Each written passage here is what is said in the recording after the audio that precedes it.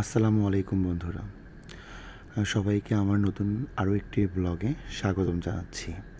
আজ আমরা যাচ্ছি রংপুর জেলার ঐতিহাসিক নিদর্শন তাজহাট জমিদার বাড়ি। তো তাজহাট জমিদার বাড়ি নিয়ে ছোট্ট কয়েকটি কথা। তাজহাট জমিদার বাড়িটি বিংশ শতাব্দীর শুরুর দিকে মহারাজা কুমার গোপাল লাল রায় নির্মাণ করেন। এই জমিদার বাড়িটি নির্মাণ করতে প্রায় 10 বছর লেগেছিল। মহারাজা গোপাল রায় ছিল হিন্দু এবং একেধারে পেশায় ছিলেন একজন স্বর্ণকার। তো কথিত আছে তার গোপাল লাল রায়ের মনোমুগ্ধকর তাজ বা মুকুটের কারণেই এ এলাকা তাজহাট নামে অভিহিত হয়ে আসছে। তো আমরা যেতে যেতে এই যে দেখছেন তাজহাট জমিদার বাড়ির মোড়ে চলে এসেছি। রংপুর কুড়িগ্রাম মহাসড়কের তাজহাট জমিদার বাড়িটি অবস্থিত পাশেই। তো আজ আমরা যাচ্ছি রংপুর ঐতিহাসিক তাজহাট জমিদার বাড়িটি দেখতে। তো তাজহাট জমিদার বাড়িটির পাশে রংপুর কৃষি প্রশিক্ষণ ইনস্টিটিউট অবস্থিত। আমি এই কৃষি প্রশিক্ষণ ইনস্টিটিউটের এককালের ছাত্র ছিলাম, তাই এই জমিদার বাড়িতে অসংখ্যবার আমার যাওয়া আসা হয়েছিল। তো দীর্ঘদিন রংপুরে না থাকার কারণে জমিদার বাড়ির স্মৃতি আসলে আমার মন কাঁদায় বারবার। তো যেতে যেতে এই যে দেখছেন তাজহাট জমিদার বাড়ির অপরূপ সুন্দর দৃশ্য। আমরা প্রায় তাজহাট জমিদার বাড়ির মেইন গেটে চলে এসেছিলাম। তাজহাট জমিদার বাড়ি ঢুকতে আপনাকে অবশ্যই 30 টাকা দিয়ে টিকিট কেটে প্রবেশ করতে হবে। তো টিকিটের যে বুথটা ছিল সেটা সংরক্ষিত থাকায় আমরা এখানে ভিডিও ধারণ করতে পারিনি। এই যে আমরা 30 টাকা দিয়ে টিকিট কেটে টিকিট চেক করে ভিতরে প্রবেশ করি। তো ভিতরে প্রবেশ করতেই আপনার শুরুতে তাজহাট জমিদার বাড়ির কিছু সংক্ষিপ্ত বিবরণ দেওয়া থাকবে এবং আর কিছু দূর যেতেই হাতের ডান দিকে নয়নাভিরাম বাগানের দেখা মিলবে। তো এই বাগানের বিভিন্ন অংশে কারুকার্য সজ্জিত, প্লাস হচ্ছে ফুলের বাগান। হ্যাঁ, অপরূপ সুন্দর প্রকৃতি। এই যে দেখছেন এই অংশের কথাই বলছি। এখানে বিভিন্ন ধরনের ফুল যেমন গোলাপ, কামিনী, বকুল, জারভেরা, তারপরে হচ্ছে বিভিন্ন ধরনের অর্কিড, হ্যাঁ, কাটা বাহার, পাতাবাহার সব কিছু দিয়ে সুসজ্জিত। এই অংশটা আমার অনেক বেশি ভালো লেগেছে। আপনাদের কেমন লাগছে অবশ্যই কমেন্ট করে জানাবেন। এখন আমরা যাচ্ছি তাজহাট রংপুরের ঐতিহ্যবাহী তাজহাট জমিদার বাড়ি। ওই যে দেখা যাচ্ছে ওইটাই তাজহাট জমিদার বাড়ি। তো যেতে যেতে আমাদেরকে ওয়েলকাম টু তাজহাট নামের নেম প্লেটটি চোখে পড়ল। এটি অনেক সুন্দর লেগেছে। 1984 থেকে 1991 সাল পর্যন্ত এই তাজহাট জমিদার বাড়ির প্রাসাদটি রংপুর হাইকোর্ট, বাংলাদেশ সুপ্রিম কোর্টের একটি শাখা বা ব্রেঞ্চ হিসাবে পরিচালিত হয়ে আসছিল।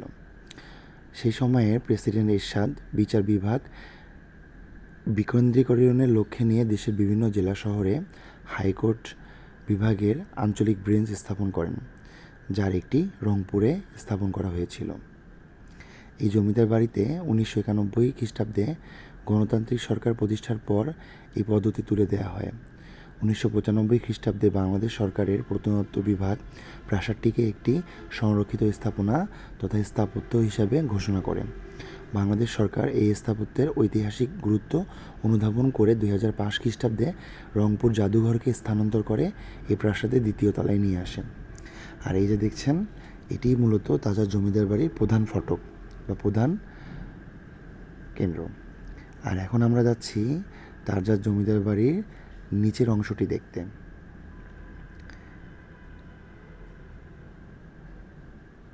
এটি হচ্ছে প্রধান মুকুট তাজহাট জমিদার বাড়ির। আর এখন আমরা যাচ্ছি, এই যে দেখছেন এটি হচ্ছে, আমি যতদূর শুনেছি এই অংশটা ছিল ঘোড়া রাখার স্থান, এখানেই ঘোড়া রাখা হতো।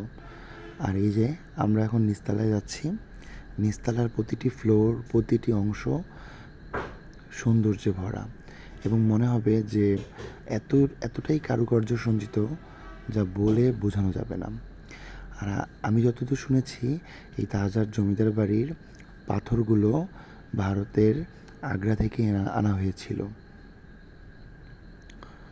মার্বেলের সিঁড়ি বেয়ে জাদুঘরে উঠলেই রয়েছে বেশ কয়েকটি কক্ষ, আর নিচতলার প্রতিটি কক্ষই অসম্ভব রকম সুন্দর, কিন্তু বর্তমানে প্রতিটি কক্ষই তালাবদ্ধ করে রাখা হয়েছে। আমরা এখন যাচ্ছি তাজহার জমিদার বাড়ির নিচতলার অংশগুলো দেখতে।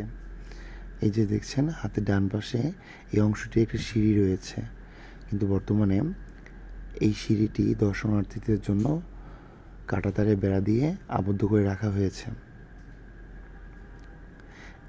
শোনা যায় এই সিঁড়িটি দিয়ে তাজহার জমিদার বাড়ির ছাদ পর্যন্ত যাওয়া যায়। আর প্রতিটি অংশই প্রত্নতত্ত্ব অধিদপ্তর অত্যন্ত দক্ষতার সহিত বাগান পরিচালনা করে আসছে। এত বছরের একটা পুরাতন স্থাপনা, কিন্তু দেখলেই মনে হবে না যেটা অনেক বছরের পুরনো। প্রত্যেকটা অংশ এখন পর্যন্ত অত্যন্ত সুন্দরভাবে সংরক্ষণ করা। তবে দুঃখজনক হলেও সত্যি, বর্তমানে তাজহার জমিদার বাড়ির দ্বিতীয় তলার অংশটি প্রত্নতত্ত্ব অধিদপ্তরের আন্ডারে রংপুর জাদুঘর হিসাবে ব্যবহার করা হয়েছে, এবং এই অংশতে আমরা কোনো ধরনের কোনো ভিডিও ধারণ করতে পারিনি, সেজন্য আন্তরিকভাবে দুঃখিত। তবে এই অংশে বেশ কয়েকটি কক্ষ রয়েছে, যাতে রয়েছে সংস্কৃত এবং আরবি ভাষায় লেখা বেশ কিছু প্রাচীন পাণ্ডুলিপি। এর মধ্যে রয়েছে মুঘল সম্রাট আওরঙ্গজেবের সময়ের কুরআন সহ মহাভারত ও রামায়ণ। পেছনের ঘরে রয়েছে বেশ কয়েকটি কালো পাথরের হিন্দু দেবতা এবং বিষ্ণুর প্রতিকৃতি। এই যে দেখছেন এই অংশটি হচ্ছে রংপুর প্রত্নতাত্ত্বিক জাদুঘর, এবং বাংলাদেশ সুপ্রিম কোর্টের আন্ডারে যে ব্রেঞ্চ পরিচালিত হয়ে আসছিল সেটির একটি ফলক। আর তাজহার জমিদার বাড়ির দ্বিতীয় তলা থেকে আপনারা এখন দেখছেন নয়নাভিরাম প্রকৃতি। এই যে এখানে দেখছেন জাদুঘরে ঢুকতেই আপনাকে কিছু সংক্ষিপ্ত বিবরণী দেয়া হবে, যেখানে আপনি তাজহার জমিদার বাড়ির ঐতিহাসিক নিদর্শন সম্পর্কে সংক্ষেপে জানতে পারবেন। এবং এই অংশে রয়েছে যে মান্নালাল রায়ের মানে তাজহার জমিদারের বংশতালিকা।